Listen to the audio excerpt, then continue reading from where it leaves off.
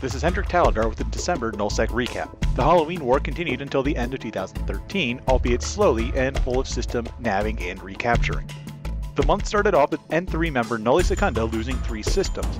G15Z-W, a Nullsec bridge system in Scalding Pass, was left undefended in favor of 2 other systems, DY-P7Q and XVV-21. However, these 2 systems ended up falling to the Russian and CFC fleets, having the system's jump bridge capability reduced and will be unable to support a jump bridge for roughly a month after they were first captured on December 1st. During PL and N3's attempt to take back G15Z-W, roughly 60 CFC, quote, suicide dreadnoughts jumped into a PL and N3 sentry carrier and supercarrier fleet, prompting higher escalation. In the ensuing battle, a PL-owned Avatar Titan fell along with 2 supercarriers and approximately 20 sentry carriers. The near entirety of the CFC suicide dreadnoughts were also destroyed.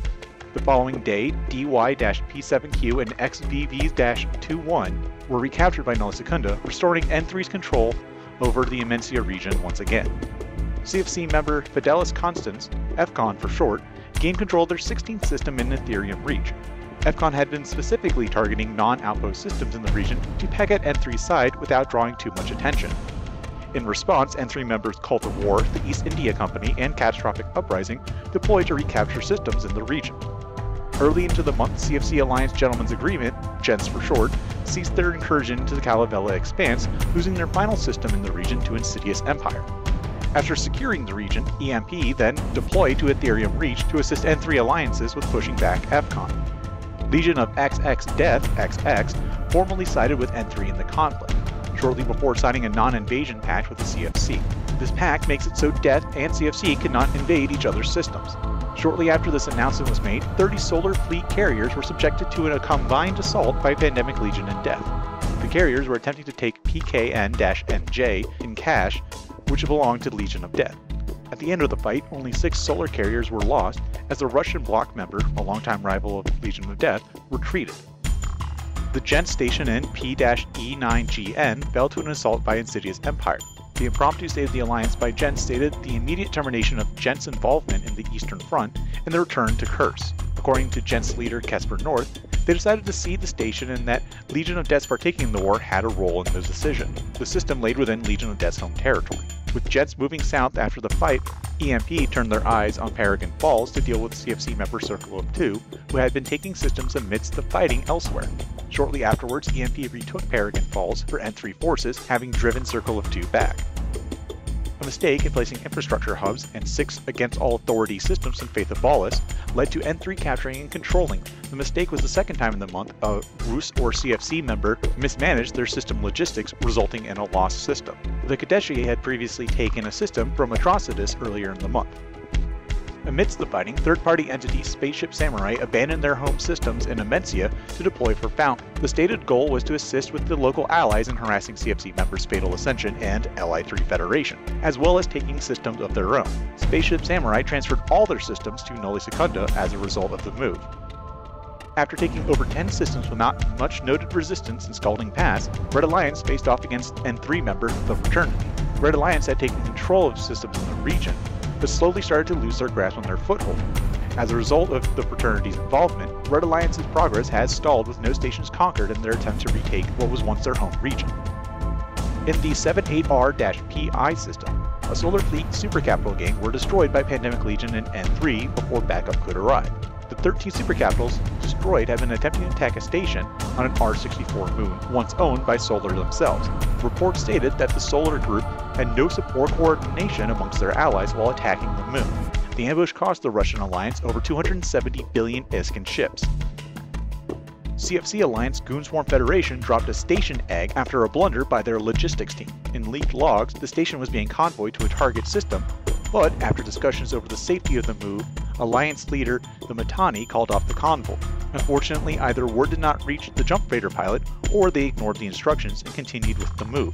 As a result, third-party Alliance Waffles who had been hunting down the ship, swarmed and destroyed the station. The loss was stated as the, quote, logistics equivalent of Asakai, end quote, by the Matani in a follow-up comment on the matter. Shortly after the station was lost, the Mittani released a lengthy CEO update announcing the intention for Goonswarm Federation to use their fleet doctrine called Omega Fleets.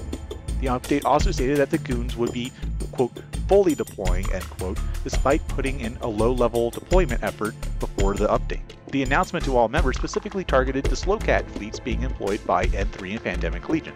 The entire CFC, in response to the use of these fleets, were instructed to begin training or supplying Naglfar-class dreadnoughts immediately. Not long after the GSF update was released, a large-scale supercapital flight took place in the DY-P7Q system of Amensia, belonging to Nullsec. The TCU in the system had been destroyed, with multiple Russian TCUs placed and anchored.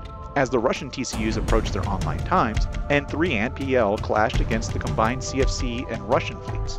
During the fight, the server node crashed, with N3 and CFC capital and supercapital ships not returning to log on. Subcapital support ships, however, logged on and were attempting to leave the system. Various disconnected capital ships, however, littered the field and were targeted by both sides for the easy kills. With the war having lasted nearly 2 months, Against All Authority's leader, Lahari, released an update to rally his troops. He specifically targeted that AAA had no excuses for the low fleet numbers and that henceforth each corporation amongst the Alliance was accountable for their participation in the war. Fights were not just the target of participation, but logistics services were also actively suggested for members to partake in to increase AAA's productivity in the assault on N3 space. Conversely, Insidious Empire leader Freeze's update to his alliance congratulated his members for stopping in an attempt by the CFC to open a second front in the north. Due to the suggested stalemate of time dilation heavy fights, EMP stated they weren't interested in returning south and that they had their eyes set on Veil of the Silent. The stated purpose was due to the CFC not being able to deploy to the north to defend their systems under attack, without N3 overrunning the Russians, who the CFC had been providing support for.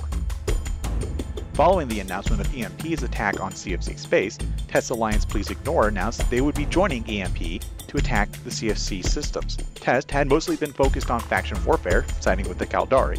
Although they are attempting to go fight the CFC once again, Alliance leader Skier X stated that they would not be dropping their faction warfare status, as it had been a good moneymaker for the Alliance. The second Gents CEO update of the month welcomed the joint attack by EMP and TEST. After 2 months of fighting, the Halloween War has not seen much change on either side. Aside from new allies joining the fray, are very similar in their positioning at the start of the war. With this conflict closing out 2013, one can only imagine what 2014 brings for Nullsec. For more EVE Online news, visit themittani.com.